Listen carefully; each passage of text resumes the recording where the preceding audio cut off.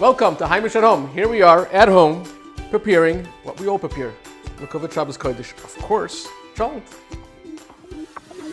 Come, let's cook. Heimish at Home.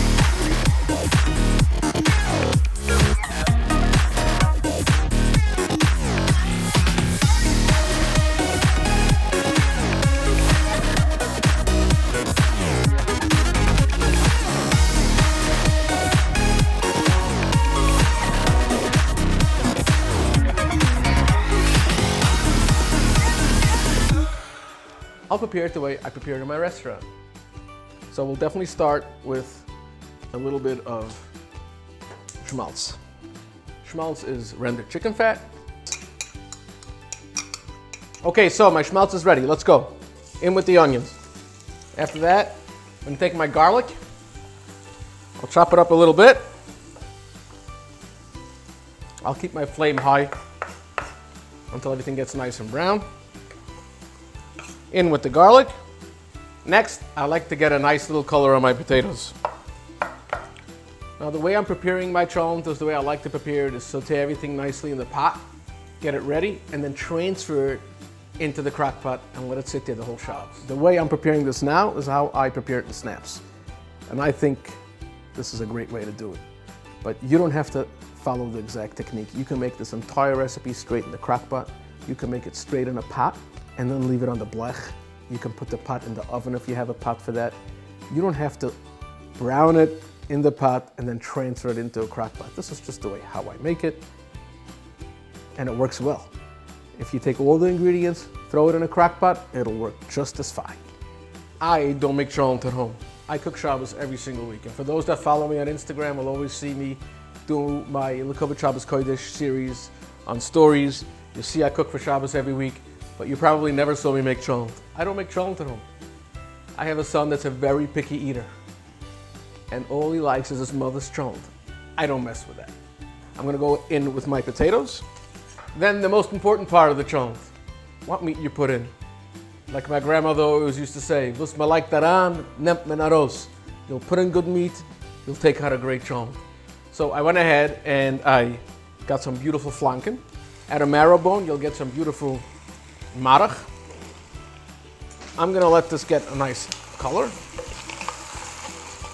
So now I'm gonna go ahead and put my spices in, salt, and a little bit of cumin. Just a little kick, that little interesting little different kick. In. Paprika, black pepper, and garlic powder, not too much. You have great flavor in the schmaltz. I do put in a little bit of brown sugar to balance things out.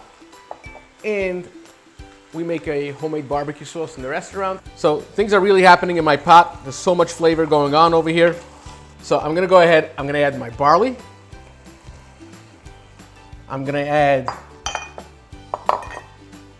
my cholent beans and chicken stock. I also add a little bit of water. So I put in cholent beans that were soaked overnight. I put in barley that was boiled before it was cooked.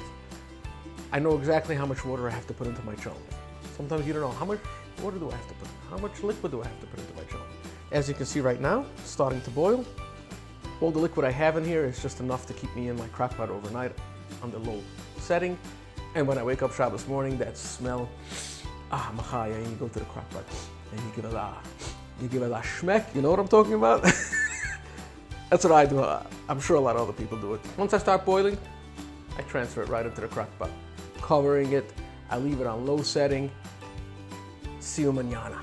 You come home from shul, you had a l'chaim already, you're feeling good, you had some liver, some crackers, some kichel, and then you sit down and But before that, I have some kishka for you guys. Homemade kishka. Homemade kishka is something that completes the entire dish.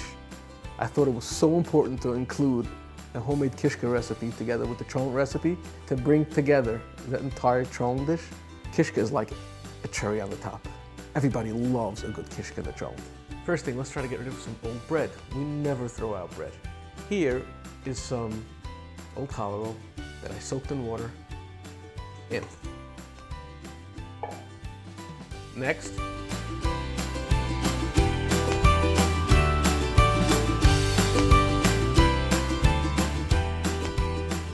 Kishka so I can embarrass my kids. I have a special yarmulke for the Kishka, so my kids got embarrassed of their father. Next time somebody sees their father's video, now they'll be embarrassed of their father. Now, let's go ahead and mix. Nice little doughy style Kishka. I have 2 pieces of parchment paper. I'm gonna make 2 rolls out of this. I'm gonna split this in half. I personally would put in 2. I never know if I bring home some guests from shul or somebody just shows up at the door. Always like to have extra food. You can only put in 1 if you want. Put the other one in the freezer. Now let's go dig in. Kishka is coming out first. This is where things get a little messy. Wow. Let's light some Kishka and let's get going.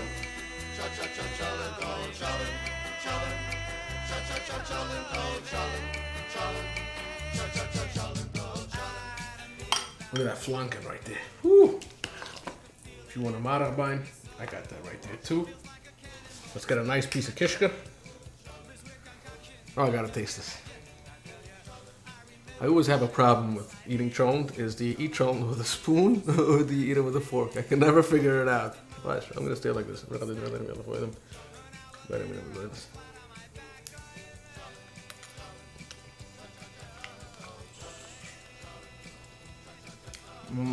My mother always said never talk with a full mouth. Give me a second. We'll see you later.